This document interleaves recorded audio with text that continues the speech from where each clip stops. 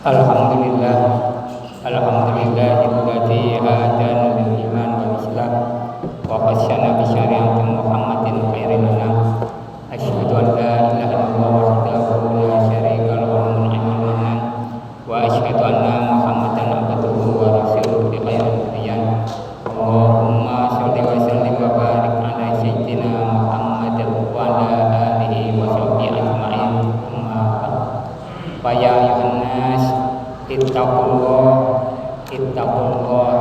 haqqa tuqatih wa la tamutunna illa wa antum muslimun.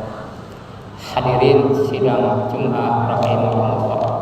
Pada kesempatan yang mulia ini kami mengajak khususnya kepada kami pribadi dan umumnya kepada sidang Jumat rahimakumullah. Marilah kita meningkatkan takwa kepada Allah Subhanahu wa taala. Takwa dalam arti menjalankan segala apa yang diperintahkan oleh Allah dan Rasul-Nya dan menjauhi segala apa yang dilarang oleh Allah dan Rasul-Nya. Hadirin sidang Jumat rahimahumullah. Sahabat Umar bin Khattab radhiyallahu anhu berkata, qala Umar radhiyallahu anhu, innallaha ta'ala katama sittatan fi sittatin. Sesungguhnya Allah Subhanahu wa taala merahasiakan 6 perkara di dalam 6 perkara yang lainnya. Yang pertama, innallaha katamar ridha fi ta'ah.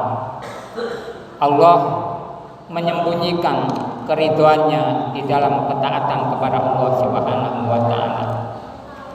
Kita setiap hari beribadah kepada Allah, memohon selalu kepada Allah agar kita amal ibadah kita diterima oleh Allah, mendapatkan ridho dari Allah Subhanahu wa taala.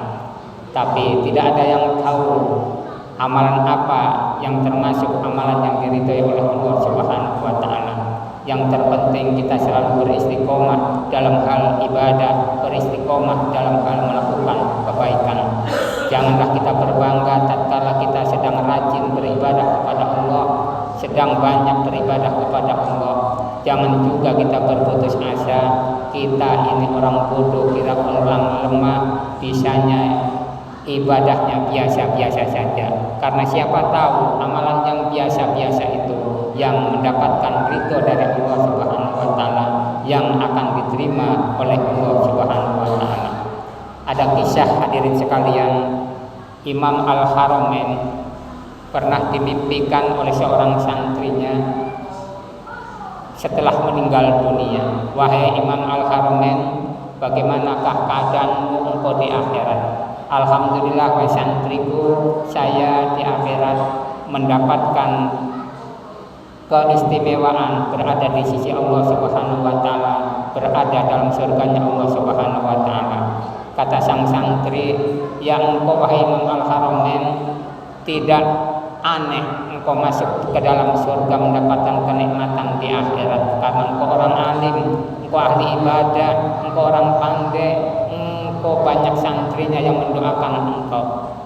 Kata Imam Al-Haramain, bukan karena kealiman saya masuk ke dalam surga, bukan karena ibadah saya yang banyak, bukan juga karena banyak santri dan lain sebagainya. Tetapi al-kisah yang menyebabkan Imam Al-Haramain dalam mimpinya masuk ke dalam surga adalah karena suatu hari mau keluar dari rumah, mau mengimami di Masjidil Haram di Mekah. Di samping rumahnya di tengah jalan menemukan seekor kucing yang lagi meraung-raung karena kedinginan kena air hujan. Kemudian karena kasihan, Imam Al-Haramain ini melepaskan sorbannya, kemudian menyelimutkan kepada tubuh sang kucing tersebut sampai digendong ke hadapan Ka'bah dan sampai tertidur pulas karena kehangatan, dikasih selimut sorbannya Imam Al-Haramain. Itulah yang menyebabkan menolong seekor kucing yang sedang kedinginan. Pas Allah Subhanahu wa taala ridho kepada amalan Imam Al-Haramain sehingga dosanya diampuni, amalnya diterima dan mendapatkan keridhaan dari Allah Subhanahu wa taala sehingga masuk surga. Menolong kucing hal yang sepele bisa memasukkan kita ke dalam surga.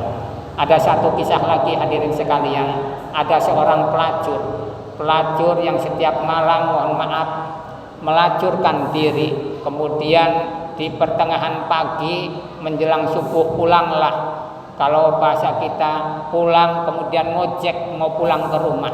Di tengah perjalanan sang pelacur tersebut di pinggir jalan melihat ada seekor anjing yang sedang menjulurkan lidah dan kepalanya ke dalam sebuah sumur atau lubang air karena kehausan.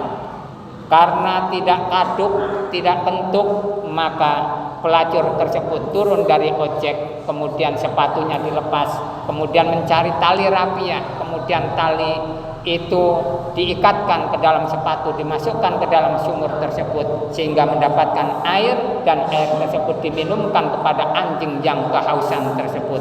Ternyata pada waktu menolong anjing yang sedang kehausan dengan sebuah sepatunya tadi sampai kenyang, Allah ridho terhadap perbuatannya, dan kemudian pelacur tersebut bertobat kepada Allah Subhanahu wa taala, dosa-dosa yang telah lalu diampuni oleh Allah, dan amalan setelah bertobatnya diterima oleh Allah. Ini yang mengakibatkan dirinya masuk ke dalam surga. Hal sepele menolong anjing kehausan bisa masuk ke dalam surga. Hadirin sidang Jumat rahimakumullah. Yang kedua, innallaha katamal ghadab fi maksiyah. Allah merahasiakan kemarahannya di dalam kemaksiatan.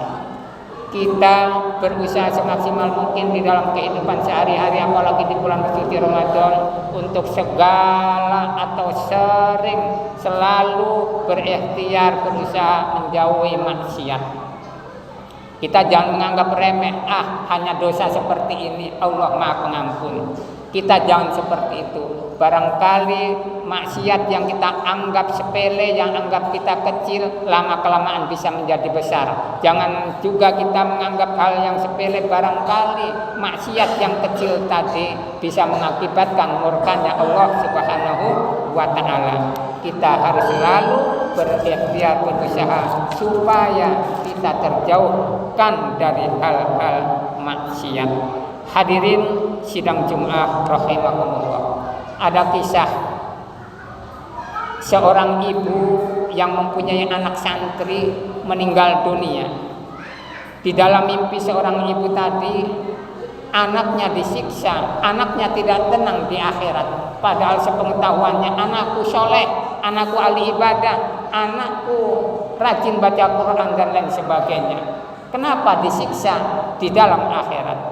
Ternyata dalam mimpi tersebut dikisahkan seorang santri yang soleh tadi mengikuti selamatan tahlilan 7 hari di tetangganya.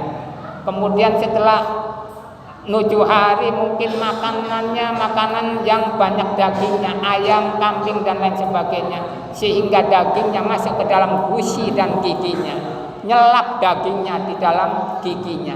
Cari piting di jalan, pada waktu pulang tidak mendapatkan. Akhirnya melewati sebuah rumah.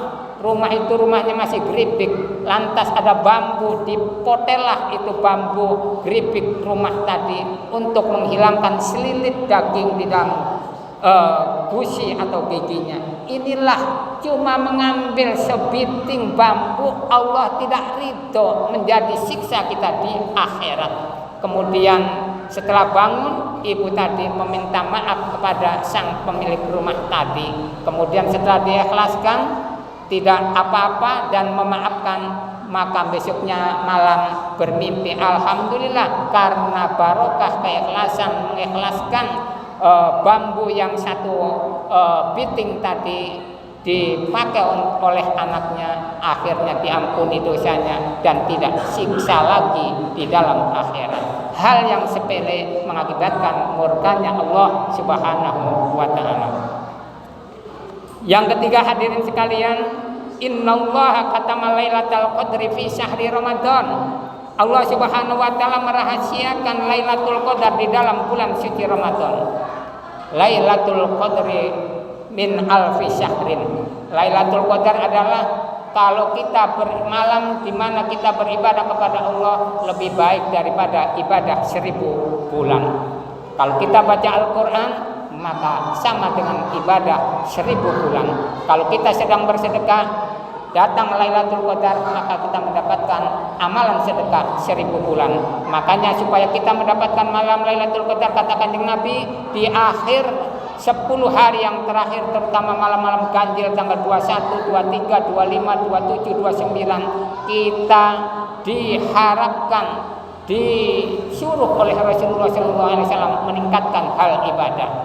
Almarhum Syekh Ali Jabir memberikan rahasia resep supaya kita pasti dapat Lailatul Qadar. Caranya bagaimana? Pertama, setiap hari sediakan 1000 rupiah untuk masuk sedekah di masjid. Kalau dalam 30 hari, dalam 1 bulan, setiap hari kita tidak pernah cowong, selalu bersedekah ke masjid 1000 perak, pasti kita mendapatkan Lailatul Qadar dalam hal ibadah sedekah. Tiap malam kita selalu sholat tarawih, sholat tahajud. Selama 1 bulan kita tidak cowong, maka kita pasti mendapatkan Lailatul Qadar dalam hal tarawih dan sholat malam. Kalau setiap hari kita entah 1 lembar, setengah lembar, syukur 1 juz, setiap malamnya membaca Al-Quran, syukur setiap 5 waktu, selama 1 bulan tidak pernah cowong, selalu istiqomah, maka kita pasti mendapatkan Lailatul Qadar dalam hal baca Al-Quran. Banyak hal kebaikan yang penting setiap hari kita lakukan secara istiqomah.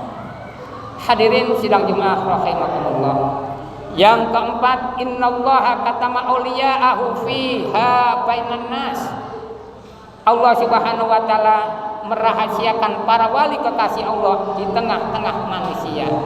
Sebuah riwayat mengatakan kalau kumpul 40 orang, maka 1 dari 40 orang tersebut akan diangkat oleh Allah sebagai wali kekasih Allah yang apabila berdoa kepada Allah akan dijabah oleh Allah Subhanahu wa taala. Ada kisah nyata hadirin sekalian. Di Kaliwungu pernah ada perkumpulan para ulama-ulama besar, ulama-ulama alim di suatu majelis membahas tentang bahsul masail, tentang agama, hukum-hukum agama. Dihadiri oleh para ulama yang alim. Pada waktu menghadiri di suatu majelis tersebut, datanglah seorang tamu. Tamu itu tidak salam lagi, memakai sepatu masuk ke dalam ruangan majelis, ke dalam masjid.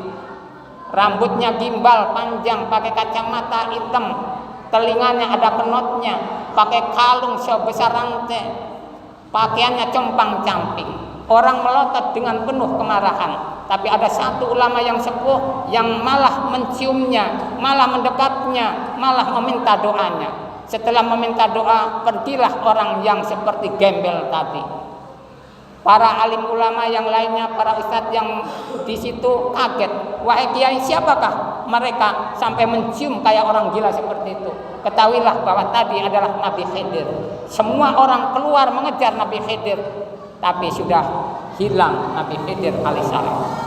Nabi Khidir dipercayai, bahkan kaul ulama semua bersepakat masih hidup menjaga lautan di dunia ini. Setiap 100 tahun badan yang lungsungi menjadi muda kembali. 100 tahun lungsungi kembali. Nabi Khidir artinya apa? Bisa menyerupai seorang ulama yang berwibawa, bisa menyerupai seperti gembel, bisa menyerupai seperti apapun. Artinya kita jangan meremehkan orang karena kemiskinannya, karena kebodohannya, karena kejelekannya. Barangkali orang yang kita remehkan itu ibadahnya lebih diterima daripada kita.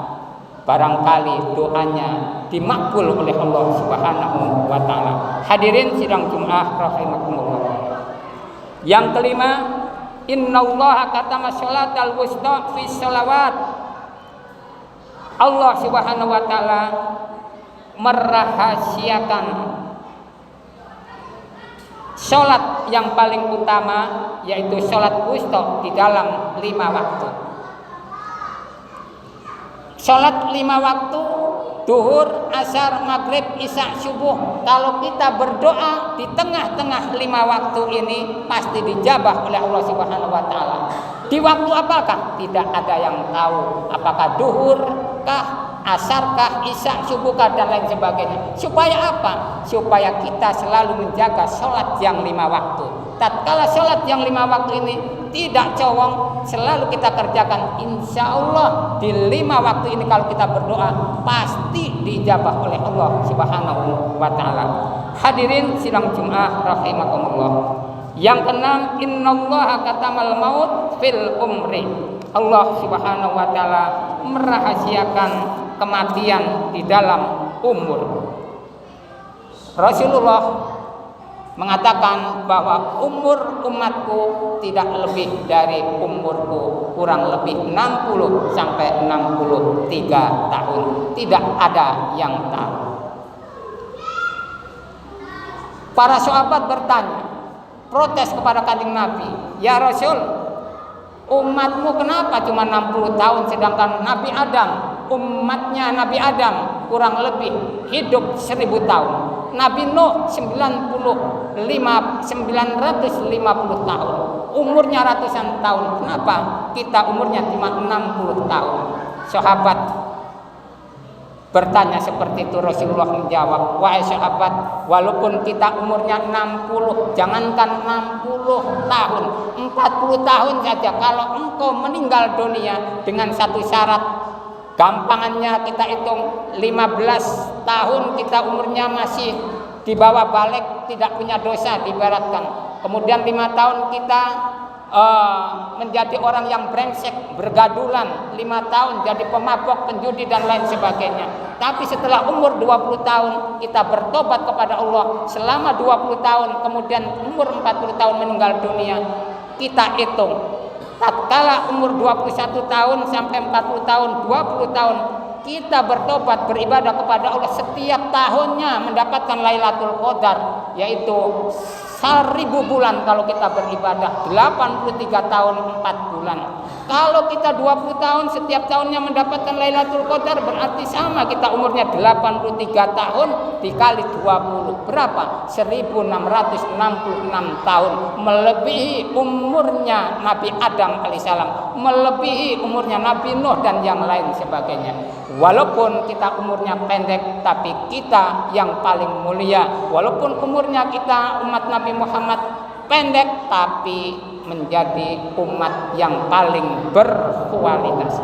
Mudah-mudahan hadirin sekalian, di pertengahan bulan suci Ramadan ini kita bisa selalu meningkatkan amalan ibadah kita, baik dalam hal sholat jamaahnya, sedekahnya, bacaan Al-Qur'annya, sholat malamnya, membantu kepada orang yang membutuhkan dan lain sebagainya. Semua amalan kita mudah-mudahan meningkat dan mendapatkan ridho dari Allah Subhanahu wa ta'ala dan diterima seluruh amal kita, dan mudah-mudahan kita semua juga mendapatkan malam Lailatul Qadar. Lailatul Qadri min alfi syahrin.